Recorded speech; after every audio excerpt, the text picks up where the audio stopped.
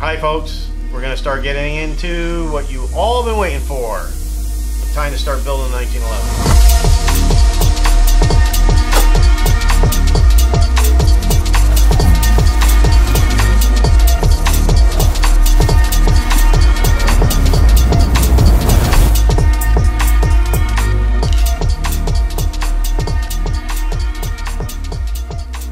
Hi folks, Bob Server from Fusion Firearms again. We've been doing a lot of videos on different components and attributes to the 1911, different features, barrels, things of that nature, slide stops, mainspring housing choices, you name it, grip safeties, thumb safeties. Okay, now it's time, and a lot of you people have been requesting this, that we're going to start getting into a real 1911 build. Okay, so where do we start? That's one of the big questions everybody's going to have to ask themselves. Where do you start when you're going to build a 1911? Well, you can see from just what's in front of me here, you've got everything from a small officer's style slide all the way to a 6-inch and bigger at times. So you have choices to make, and how are you going to make those choices? And what do you do when you're thinking about building a new pistol for yourself? Well, I guess there's a lot of questions, you need to ask yourself. Again, one of the biggest ones is going to be application. What's your application for the 1911? There's all types of reasons for a person to want to have a 1911 they want built for themselves. They're going to build it themselves, or they want us to build it for them. There's all different reasons for that. You have people that are looking for the ultimate target gun for themselves. Okay, then you really got to think about, what is the target discipline. When people call and they say, gee, I want a target gun. Well, what are you shooting for target? Is it bullseye? Is it action shooting such as IDPA, IPSC? What bowling pins? What are you actually doing? PPC shooting? What is that? What is the application for targeting? So again, you got to think about that. Some people just want recreation, a nice pistol for recreation. And what do I mean by recreation? Again, most of it's target shooting. But again, target shooting to a disciplined bullseye shooter is much different than target shooting for somebody who's going out in the backyard and, shooting milk jugs. So again, there's going to be a different viewpoint of what that person wants depending on what the application he has. So, you have to look at that. Maybe you want a 1911 for a hunting platform. And then you got to think, okay, what type of game am I going to hunt? Mostly thin skin game. So you're going to be looking at, deer, white-tailed deer. You're going to be looking at pigs. Guys, like to go out and hunt boar with 10 millimeters, deer with 10 millimeters. 3-7 SIGs, things like that. So there's a lot of different things you have to think about when you're going to choose that 1911. And some people just want it as a collector's piece. Some people want it as a presentation pistol. We have a lot of people that are coming up for, say, a retirement, or they have a milestone somewhere in their life. And, folks get together, chip in, and have a nice engraved pistol done for them with, a special date or some type of attribute put on the gun. And it makes a really nice gift that, people carry on for years and decades and usually pass through their families. So again, there's one of those things about a firearm. When people buy a quality firearm, they buy something that they know is going to last for them. So they'll want to actually put a little bit something special into it to keep it in the family and pass it on through. Also, utility. Do you want it for carry? A lot of people want to build a really good carry pistol. Some people just want something, for the pickup truck. So that's one thing that you got to look at. What is your application? Where do you want to start from? Because that's really where you need, that's the number one thing you have to think about when you first start is, what do I want this to be at the end of the build? Because if you don't do that, you kind of get into all these parts and things don't add up, and you get a bad recipe, and then it really doesn't come out to really what you want. So you have to have a vision. You have to have a vision for what type of build you want. So we'll start doing that as we go through a bunch of builds here. And, you know, our next video that we'll do will be on what we're going to start to build. We'll build it in steps with everybody that's out there. And, you know, it's really good because we've been getting an awful lot of good questions from people on YouTube and off our website, our blog and things. And, you know, it's really nice to get those questions, be able to answer them, but it also gives us really good food for thought for other videos to help people. Because if there's one person that has that question, there's probably a million of them out there that have that question. So, you know, it's something that we'll start addressing more as we move forward. So what's next? What's next when you pick out, okay, I want this specific type of application for my 1911 build. I want a carry gun, or I want a hunting gun, or I want a recreational target gun, or I want an IDPA gun. So once you've made that decision, the next thing I usually do is, I know there's all these different components and there's all these different things to start thinking about. But the first thing after I choose really like what the base is for, I move on to finishing. Why? Yes, that's the last step. It's the last step of the game, doing your finishing.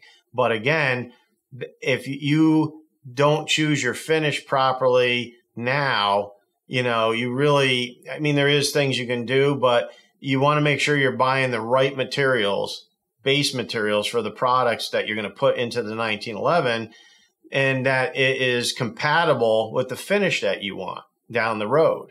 So, you know, certain finishes will go on pretty much anything if it's steel. You know, you've got your paint products out there, you know, your ceramic products. They'll go on pretty much anything. So it doesn't matter if you have you know, a mixture of stainless and carbon parts or what have you. But again, you got to think about, what do you want for your finish? What do you want the gun to look like when it's done? And then in your mind, is there any further parts preparation, material selections, things like that I should really be thinking about before I move in and just start slamming parts into this 1911 build? So it's just one thing I usually think about right there is finishing. Other critical items I think about when we're going to do a build for somebody. Sights are huge. We sell tons and tons and tons and tons and tons of sights. Why? Because most manufacturers, if you're buying an out of the box gun, use pretty much some of the, you know, they save costs on sights. So they use one of the lower grade sights that they can actually put on the gun. Most of the time people will get their gun when they have lower grade sights on it. They go out and fire. They see they can't hit where they want to hit.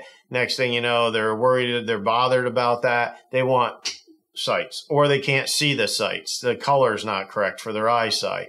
You know, the aperture on the back, whatever, the blade is not wide enough. I can't see my front sight because of the rear sight. So there's all these other combinations. So then again, you want to think about your sights, because when you go into a 1911 build, you know, depending on your discipline, certain sights will help you out better than others.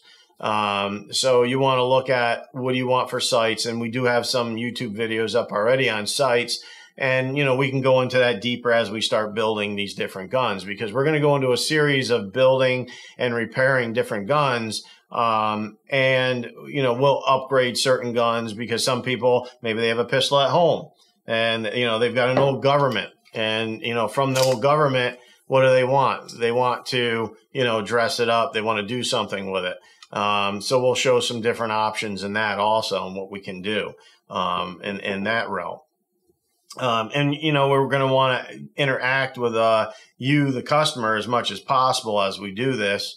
And, you know, a couple of our ideas is, one of the things, we're going to build a custom. At the same time, we're going to work on another gun that one of you people send in to us, that's pretty much a Frankenstein or something that's really been beat up or whatever. And we'll take that and build it along. So we'll show steps if you're building it in a raw form, right from the bones up.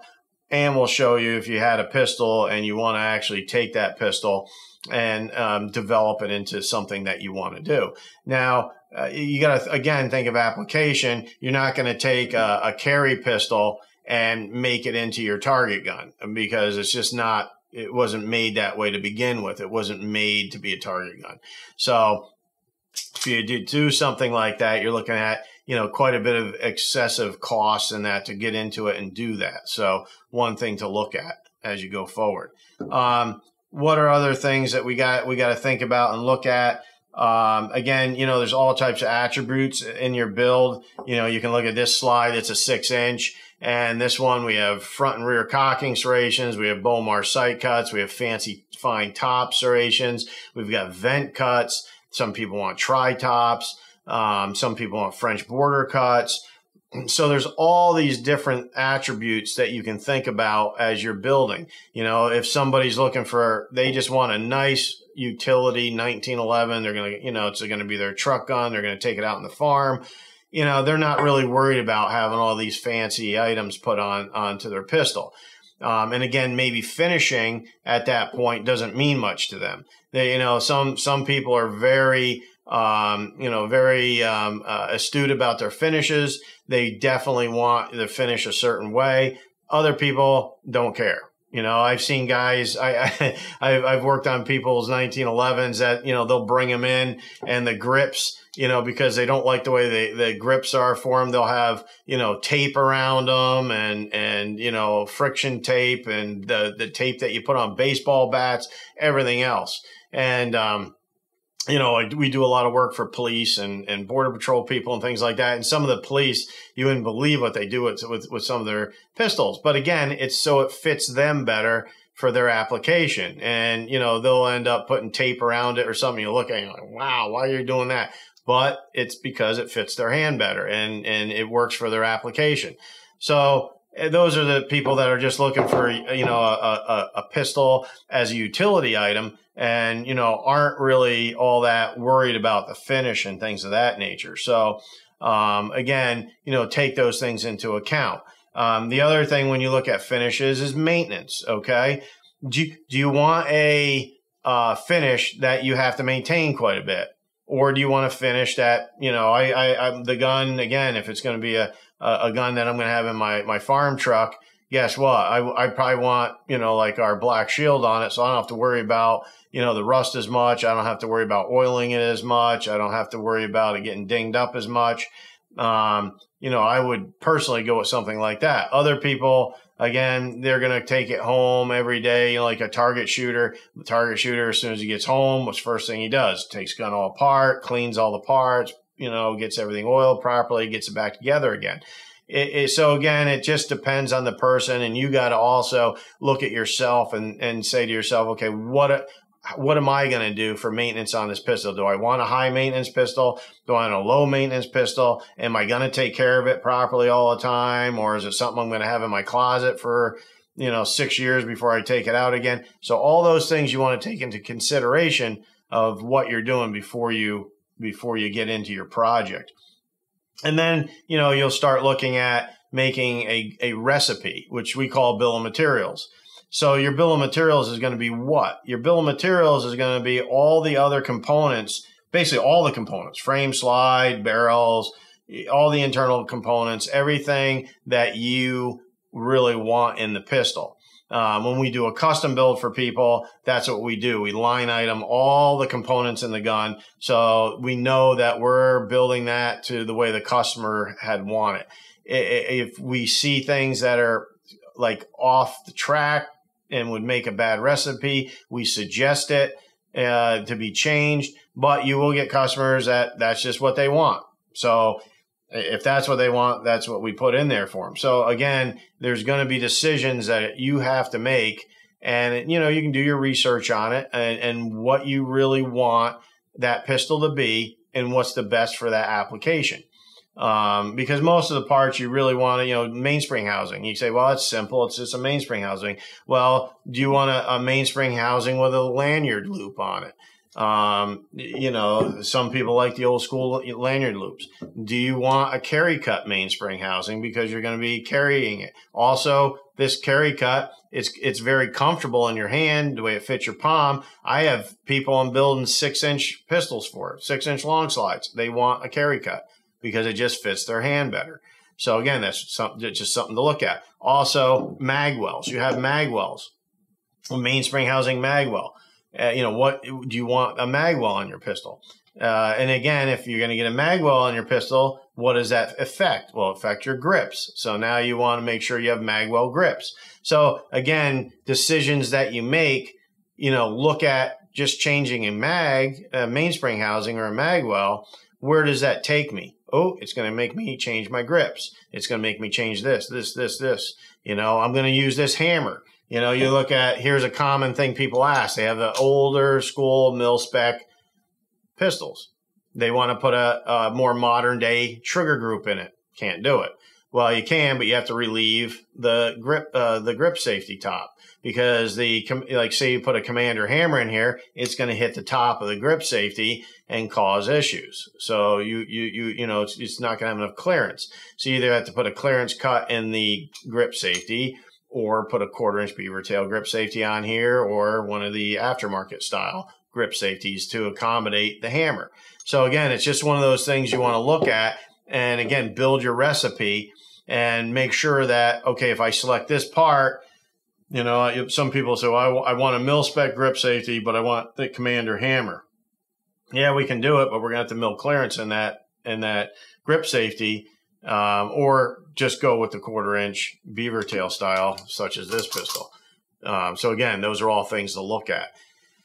You know, thumb safeties. Do you want an ambi? Do you want a single side? You know, are you left-handed? Are you right-handed? Is your vision decent? You know, recoil. Are you recoil sensitive? That's the other thing. For your application, what caliber do you want? That's a big choice.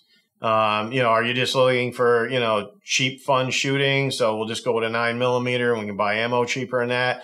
And, you know, a lot of people like that. It's light. It's very light, recoil. It's very manageable. Ammo is less expensive. You can go to range and still have a lot of fun. So that, you know, we've seen quite a surge in 9mm, because people just want, you know, inexpensive, fun target shooting. So they're going with the 9mm. Are you going to, you know, like we just talked about before, are you going to hunt with it? If you're going to hunt with it, well, you better have something with a little bit more muscle and, you know, get up there in the 10mm range, 3-7 SIG, something like that, you know, to be able to 45 Super, you know, 9x23 maybe, you know, it depends again on the application, the game that you're hunting. Carry, you know, another one, you know, what caliber do you want to do? So again, you're going to have to do some research on the calibers. And then again, that same research on the calibers might lead you to, you know, different barrel selections. Again, depending on also the platform. Are you going to go with a bull barrel with no bushing, similar to that, or are you going to go with a conventional bushing style 1911 with a bushing on the end? That's retaining your recoil system, because again, depending on what choice you make here, will also lead to the choice that you're going to have to make with the recoil system that you're going to have in the pistol. So, you know, you got to watch, because we see people all the time calling in here for tech help, and they have, you know, they've got a good concept, but they're choosing the wrong recipe for parts, and they're ordering parts that aren't compatible, or they're ordering, I want a bull barrel, but they've ordered a guide rod system for a bushing style barrel. Again, gun's not going to operate. It's not going to work properly. So you want to look at all those things and really think of the project, you know, think it out, think that project out before you just dive right into something and start grabbing slides and whatever, you know, and trying to build a 1911. So, you know, hopefully that clarifies things. Hopefully that gets you in a position where you can actually, you know, jot out a nice bill of materials, and it is really important to do that. And then, like I said, upcoming here shortly, we'll start getting into the builds. And again, we'll start another announcement here shortly about how we want to get a customer who's got a pretty roughed up 1911, and let's see what we can do with it, you know, depending on the application. Because a lot of people will send their 1911s in here to us, regardless of brand, and they'll want it, you know, tricked out a certain way for a certain application. So, you know, those are all really fun projects. And all those projects you can learn from, because you'll see how different things go together. You'll see how different parts are compatible. You know, different materials are better compatible with certain finishes. You know, certain sights are better for certain types of shooting applications. So again, you want to look at all those things and come up with that nice list of bill of materials, and then you can dive into your 1911 build and get moving on it. So our next video, we'll actually start a 1911 build. We're going to start with a bill of materials, and I'll show you how we do that.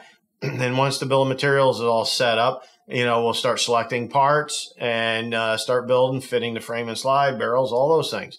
So we'll get into some of the nitty gritty work. And also, I think that will also expand us into some other videos of smaller niche videos that will, you know, pertain to, say, just tuning the extractor or just tuning the barrel for feeding, you know, things like that. So I think it's going to be a great learning experience for everyone involved. And it's a lot of fun for us here, you know, when we work on projects together with customers. So it's a really good, fun time.